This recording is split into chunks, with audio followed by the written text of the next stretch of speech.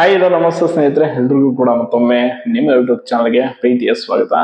ನಿನ್ನೆ ಅಷ್ಟೇ motor vehicle ಇನ್ಸ್ಪೆಕ್ಟರ್ದು and AW ಹುದ್ದೆಗಳದ್ದು ಲೋಕೋಪಯೋಗಿ ಇಲಾಖೆದು ಅದ್ರ ಪರೀಕ್ಷೆಗೆ ಅಂದ್ರೆ ನೇಮಕಾತಿ ಪ್ರಕ್ರಿಯೆಗೆ ಸಂಬಂಧಪಟ್ಟ ಹಾಗೆ ನೇಮಕಾತಿ ಪ್ರಕ್ರಿಯೆ ಮುಂದುವರಿಸಬಾರದು ಅಂತೇಳಿ ಅದನ್ನ ತಡೆ ಹಿಡಿದಿರುವಂತ ಒಂದು ಆದೇಶವನ್ನ ನಿನ್ನೆ ಅಧಿಕೃತವಾಗಿ ಪತ್ರದ ಮೂಲಕ ಹೊರಡಿಸಿರುವಂಥದ್ದು.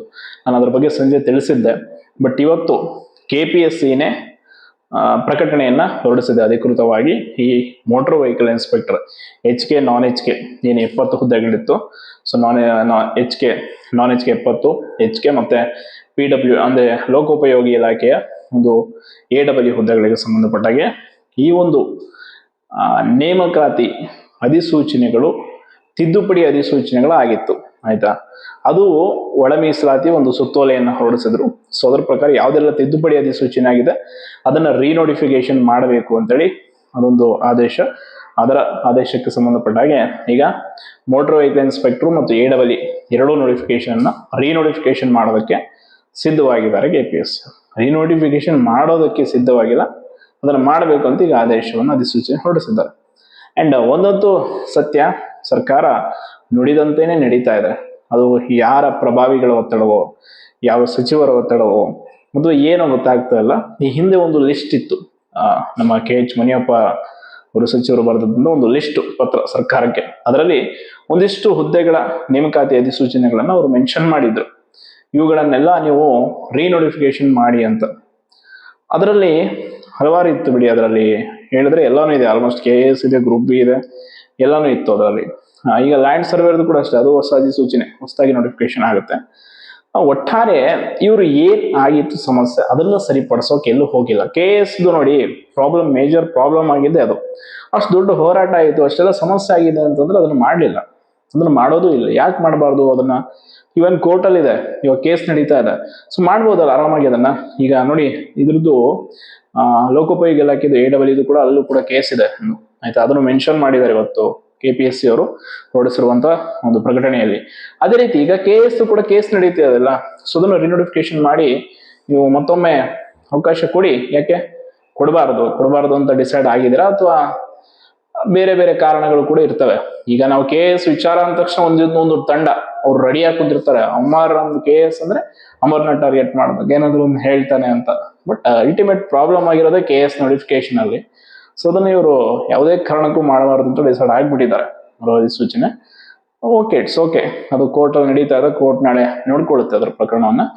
ಸದ್ಯಕ್ಕೆ ಮೋಟರ್ ವೆಹಿಕಲ್ ಇನ್ಸ್ಪೆಕ್ಟರ್ದು AW ಹೊಸ ಅಧಿಸೂಚನೆ ಹೊರಡಿಸೋದಕ್ಕೆ ಈಗ ಹೇಳಿದ್ದಾರೆ. ಅಂಡ್ ಇದರ ಜೊತೆ ಲ್ಯಾಂಡ್ ಸರ್ವೇರ್ದು ಕೂಡ ಆಗುತ್ತೆ. ಅಂಡ್ ತುಂಬಾ ಜನ PDOದಾಗತ್ತಾ, ಗ್ರೂಪ್ B ದಾಗತ್ತಾ, ಅವೆಲ್ಲ ನಮಗೆ ಹೇಳಕ್ಕಾಗಲ್ಲ. ಅದ ಸರ್ಕಾರದಲ್ಲಿರುವಂತ ಪರಿಣಿತರು, ಧುರೀಣರು, ತಜ್ಞರು ಅವರೆಲ್ಲ ಡಿಸೈಡ್ ಮಾಡ್ಕೊಂಡ್ರು ಅಂತಂದ್ರೆ ಯಾವ್ದನ್ನ ಬೇಕಾದ್ರೂ ಮಾಡಿಸ್ತಾರೆ, ಡೌಟೇ ಇಲ್ಲ. ಅವ್ರು ಹೇಳಿದ್ರು ಅಂದ್ರೆ ನಾಳೆ ಬೇಕಿದ್ರೆ ಓಕೆ PDOದ್ ಮಾಡಿ ಅಂತಂದ್ರೆ PDOದು ಮಾಡ್ತಾರೆ. ಅವ್ರು ಹೇಳಿದ್ರೆ ಅಂತವ್ರೆಲ್ಲ ಇದಾರಲ್ಲಿ. ಅವ್ರಿಗೆ ಈ ಒಟ್ಟಲ್ಲಿ ಈಗ ಇರುವ ಆಡಳಿತದಲ್ಲಿರುವಂತ ಸರ್ಕಾರಕ್ಕೆ ಇರುವಂತದ್ದು ಒಂದೇ, ನಾವು ಹೊಸ ನೋಟಿಫಿಕೇಶನ್ ಮಾಡಲ್ಲ, ಹಳೆಯೋದನ್ನು ನೆಮ್ಮದಿಯಾಗಿ ಮುಗಿಸೋಕ್ ಬಿಡಲ್ಲ ಅನ್ನೋಂಥದ್ದಲ್ಲಿ ಅವ್ರು ಇದಾರೆ ಅಷ್ಟೇ. ಅಂಡ್ ಒಟ್ಟಾರೆ ವಿದ್ಯಾರ್ಥಿಗಳಿಗೆ, ಓದ್ತಾ ಇರುವಂತ ಆಸ್ಪಿರೆಂಟ್ಸ್ಗಳಿಗೆ ಹಿಂಗೆ ಎಲ್ಲಿ ಅವರು ನರಕ ಅನುಭವಿಸ್ಲಿ ಅನ್ನೋ ರೀತಿ ಮಾಡ್ತಾ ಇದಾರೆ ಅಷ್ಟೇ. ಅಂಡ್ ನಡುವೆ ಇನ್ನೊಂದು ಅವರಿಗೆ ಈಗ ದಾಳ ಅಂದ್ರೆ ಒಂದು ಏನೋ ಅಡ್ಡಿ ಸಿಕ್ಕಿರೋದು, ಒಳ ಮೀಸಲಾತಿ ಸಿಕ್ಕಿಬಿಟ್ಟಿದೆ. ಒಳ ಮೀಸಲಾತಿ ಹೆಸರು ಹೇಳೋದು, ನೇಮಕಾತಿಗಳನ್ನ ಮುಂದೂಡ್ತಾ ಹೋಗೋದು. ಏನಾದ್ರು ಮಾತಾಡಿದ್ರೆ ಕೋರ್ಟಲ್ಲಿ ಕೇಸ್ ಇದೆ, ಅದು ಮುಗೀಲಿ, ತೀರ್ಮಾನ ತೆಗೆದುಕೊಳ್ತೀವಿ. ನಾಳೆ ಮೀಟಿಂಗ್ ಇದೆಯಂತೆ. ಮೀಟಿಂಗ್ ಅಲ್ಲಿ ಅದೇನ್ ತೀರ್ಮಾನ ತೆಗೆದುಕೊಳ್ತಾರೆ, ಅದು ಏನೇನ್ ಮಾಡ್ತಾರೆ ಅನ್ನೋದು ಕಾದು ನೋಡ್ಬೇಕು. ಒಟ್ಟಾರೆ ಮೀಸಲಾತಿ, ಈ ಒಳ ಮೀಸಲಾತಿ ಇವೆಲ್ಲ ಇಟ್ಕೊಂಡು ಒಬ್ಬ SC ಸಮುದಾಯದವ್ರಿಗೂ ಕೂಡ ಅವ್ರ ಹೆಸರು ಹೇಳಿ ಅವ್ರಿಗೂ ನೆಮ್ಮದಿ ಇಲ್ದಂಗೆ ಸ್ವತಃ SC ಸಮುದಾಯದ ಆಸ್ಪಿರೆಂಟ್ಸ್ಗಳೇ ಹೇಳ್ತಾ ಇದ್ದಾರೆ, ದಯವಿಟ್ಟು ನೀವು ಯಾವ್ದು ಮೀಸಲಾತಿ ಕೊಟ್ಟಿಲ್ಲ ಅಂದ್ರೂ ಪರವಾಗಿಲ್ಲ, ನಮ್ಗೆ ಫಸ್ಟ್ ಎಕ್ಸಾಮ್ ಮಾಡಿ, ನೋಟಿಫಿಕೇಶನ್ಗಳು ಮಾಡಿ, ಏನಿದು ಕತೆ ಅಂತ ಅವ್ರಿಗೆ ಬೇಸತ್ತು ಹೋಗ್ಬಿಟ್ಟಿದ್ದಾರೆ. ಎಷ್ಟು ದಿನ ಅಂತ ಕಾಯ್ತಾರ ಅವರು? ಅವ್ರ ಹೆಸರು ಹೇಳೋದು, ತಮಗೇನ್ ಬೇಕೋ ಅದನ್ನ ಮಾಡ್ಕೊಂಡು ಹೋಗ್ತಾ ಇರೋದು. ಡೈರೆಕ್ಟ್ ಆಗಿ ಹೇಳ್ಬೇಕು, ನಮಗೆ ರಿಕ್ರೂಟ್ಮೆಂಟ್ ಮಾಡೋಷ್ಟು ದುಡ್ಡಿಲ್ಲ ನಮ್ಮ ಹತ್ರ, ಈಗ ಸ್ಯಾಲ್ರಿ ಕೊಡಕ್ ಆಗಲ್ಲ.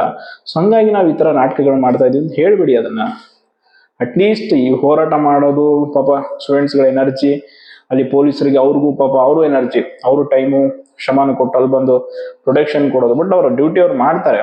ಆದ್ರೂ ಅದೆಲ್ಲ ಸ್ಟೂಡೆಂಟ್ಸ್ಗಳನ್ನ ಪಾಪ ಹ್ಯಾಂಡಲ್ ಮಾಡ್ಬೇಕು, ಅವ್ರು ಪರ್ಮಿಷನ್ ಕೊಡ್ಬೇಕು, ಇವೆಲ್ಲ ಮಾಡೋ ಬದಲು ನೇರವಾಗಿ ಒಂದು ಸ್ಟೇಟ್ಮೆಂಟ್ ಕೊಡಿಸ್ಬಿಡಿ ಯಾರ್ದಾರು ಸಚಿವರ ಕಡೆಯಿಂದ. ನಮ್ಮ ಕೈಯಲ್ಲಿ ಸದ್ಯಕ್ಕೆ ಆಗಲ್ಲ, ಇಷ್ಟು ದಿನ ಆಗಲ್ಲ, ಇಷ್ಟು ದಿನ ಆದ್ಮೇಲೆ ಮಾಡ್ತೀವಿ, ಅಲ್ಲಿವರೆಗೂ ತಡೀರಿ ಅಂತ ಹೇಳಿದ್ರೆ ನೆಮ್ಮದಿ ಆಗಿರ್ತಾರೆ. ಅದನ್ನ ಬಿಟ್ಟು ಶೀಘ್ರದಲ್ಲಿ, 2 ವಾರದಲ್ಲಿ, 1 ವಾರದಲ್ಲಿ, ಇನ್ನೇನು ಜನವರಿಲಿ, ಫೆಬ್ರವರಿ, ಹಿಂಗೆ ಕತೆಗಳನ್ನ ಕೇಳ್ತಾ ಕೇಳ್ತಾ ಕೇಳ್ತಾ ಸಾಕಾಗಿ ಹೋಗಿದೆ.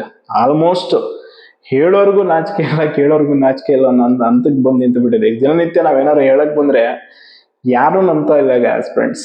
ಕೋಚಿಂಗ್ ಇನ್ಸ್ಟಿಟ್ಯೂಟ್ ಅವ್ರ ಪಾಡಂದ್ರು ಪಾಪ ಹೇಳಂಗಿಲ್ಲ. ಅವ್ರೇನ್ ಪಾಠ ಮಾಡ್ಬೇಕು ಅಥವಾ ನೋಟಿಫಿಕೇಶನ್ ಬಗ್ಗೆ ಹೇಳ್ಬೇಕು ಅನ್ನೋದು ಗೊತ್ತಾಗ್ತಿಲ್ಲ. ಅವ್ರಿಗೂ ಕೇಳ್ತಾರೆ ದಿನನಿತ್ಯ. ಇಂಥ ಸಮಸ್ಯೆ ನಡುವೆ ರಾಜ್ಯದ ಯುವ ಜನತೆಯನ್ನ ಸಿಲುಕಿಸಿರುವಂತ ನಮ್ಮ ಹೆಮ್ಮೆಯ ಸರ್ಕಾರಕ್ಕೆ ಎಷ್ಟು ಕೃತಜ್ಞತೆಗಳು ಹೇಳಿದ್ರು ಸಾಲಲ್ಲ. ಒಟ್ಟಾರೆ ಇವತ್ತಿನ ಬೆಳವಣಿಗೆ ಕುರಿತು KPSC ಹೊರಡಿಸಿದಂತ ಈಗ ಜಸ್ಟ್ ಒಂದು ಸಂಜೆ ಬಂದಂತ ಪ್ರಕಟಣೆಯ ಕುರಿತು ಮಾಹಿತಿ ತಿಳಿಸಿದ್ದೀನಿ. ಧನ್ಯವಾದಗಳು.